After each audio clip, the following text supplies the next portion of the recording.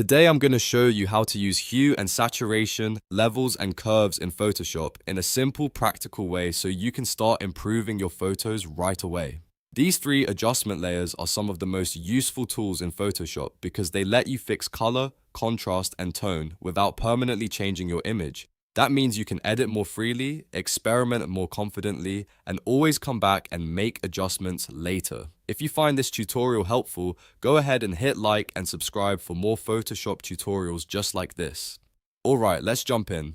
First, make sure your image is open in Photoshop and that you can see the Layers panel. If you don't see it, go up to Window and make sure Layers is enabled. At the bottom of the Layers panel, you'll see the new adjustment layer icon. It looks like a circle that's half black and half white. Click that icon and you'll get a pop-up menu with all kinds of adjustment options. For this tutorial, we're focusing on hue/saturation, levels, and curves. These are all non-destructive adjustment layers, which means they sit above your image and change the look without altering the original pixels. That is one of the biggest reasons professionals use them all the time. Let's start with hue and saturation. Click hue/saturation from the menu and Photoshop will create a new adjustment layer. In the Properties panel, you'll see the main sliders. The hue slider changes the actual color appearance, so moving it can shift reds into oranges, blues into purples, and so on. The saturation slider controls how strong or intense the colors are. If you move it to the right, colors become more vivid. If you move it to the left, the image becomes more muted or even black and white if you push it far enough. A very useful feature here is the targeted adjustment tool. This looks like a hand icon with little arrows. Click that tool, then click directly on the area of your photo that you want to adjust and drag left or right. Photoshop will try to isolate that color family for you, which makes it much easier to fine-tune specific parts of the image without affecting everything else. This is especially helpful if you want to adjust just the blues in the sky or make a subject's clothing pop without changing the whole photo. Now, let's move to levels. Add another adjustment layer and this time choose levels. Levels is all about contrast and tonal balance. When the Properties panel opens, you'll see a histogram, which is that pixel chart showing where the brightness values are concentrated in your image. Under the histogram, you'll see three triangles, black, gray, and white.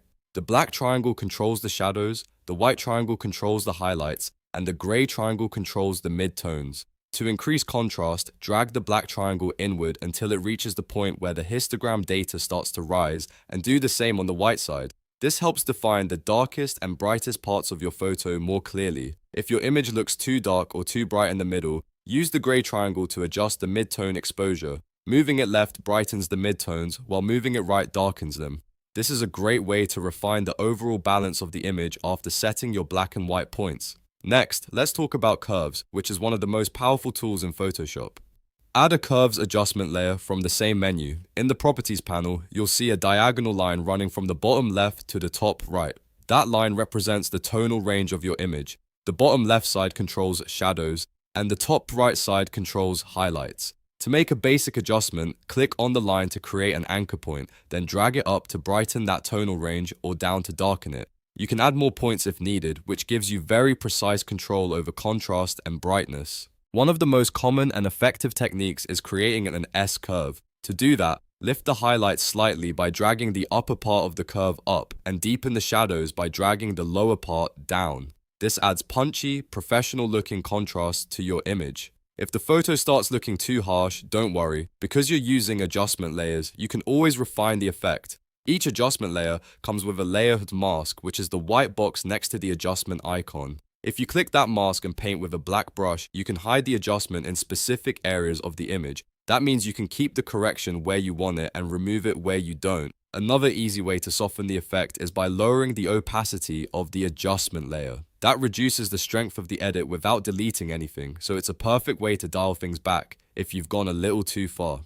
So to quickly recap, use hue, saturation when you want to change or enhance color, use levels when you want to improve overall contrast and tonal range, and use curves when you want precise, powerful control over brightness and contrast. Once you get comfortable with these three tools, you'll be able to improve almost any image much faster and with much better results. If this tutorial helped you, make sure to like the video and subscribe to the channel for more Photoshop tips, editing tutorials, and beginner-friendly guides. Thanks for watching, and I'll see you in the next one.